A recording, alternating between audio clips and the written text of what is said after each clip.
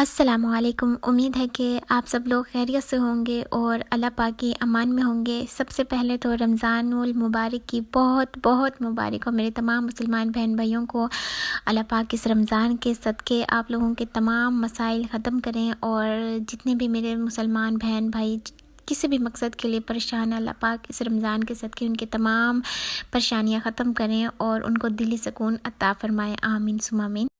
اور جس صورت کا میں آج آپ کو وظیفہ بتانے جا رہی ہوں، اس صورت کے بارے میں مشہور ہے کہ یہ خواہشات کو پورا کرنے کے لیے پڑھی جاتی ہے۔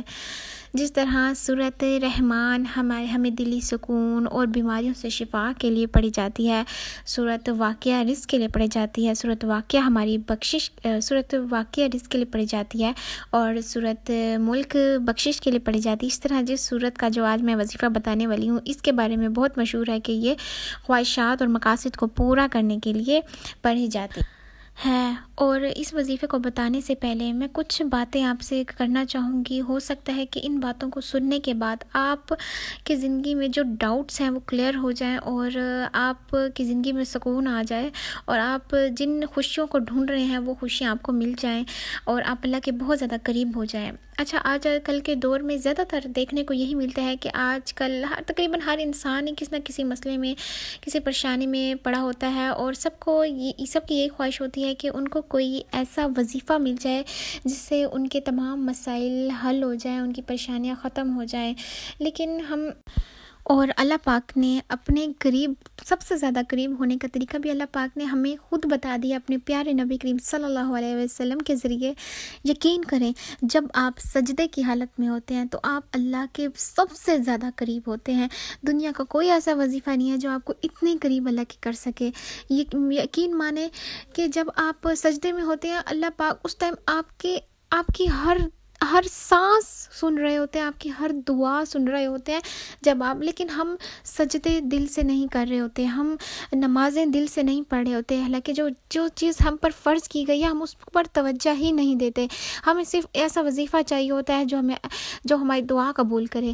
جب آپ نماز اس نیت سے پڑھیں گے کہ آپ اللہ کی عبادت کر رہے ہیں، اللہ سے محبت کی خاطر نماز پڑھ رہے ہیں، تو یقین کریں آپ کی زندگی بدل جائے گی، آپ کی زندگی میں سکون بھی آ جائے گا، آپ کی زندگی کی خواہشات بھی پوری ہو جائیں گی، اور جتنے بھی آپ کے مقاصد ہیں وہ بھی پوری ہو جائیں گے۔ کیا اللہ نے کیا فرمایا ہے کہ اے بندے، تو میرا ہو کر تو دیکھ، پھر تیری ساری دنیا تیرے لیے تیرے قدموں میں نہ بچھا دوں تو پھر کہنا۔ جب اللہ پاک نے ہمیں خود کہہ دیا ہے تو ہم اس چیز پر عمل کیوں نہیں کر رہے؟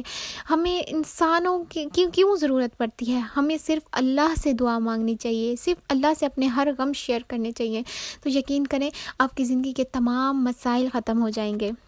اور جہاں تک وظائف کی بات ہے تو وظائف بھی آپ کی ہیلپ کرتے ہیں، لیکن اس شرط پر کہ جب آپ نماز پڑھتے ہیں، 5 وقت کی نماز ادا کرتے ہیں۔ اور جس طرح یہ کہاوت مشہور ہے کہ جتنا گڑ ڈالیں گے اتنا ہی میٹھا ہوگا، اسی طرح اگر آپ نماز اور اذکار، صبح شام کے اذکار جو ہمارے نبی نے ہمیں بتائے، جو مشکلات کے وقت نبی نے جو ہمیں دعائیں پڑھنے کے لیے کہا ہے، اگر ان دونوں چیزوں کو ہم ساتھ لے کے چلیں گے تو آپ معجزات اپنی زندگی میں خود دیکھیں گے۔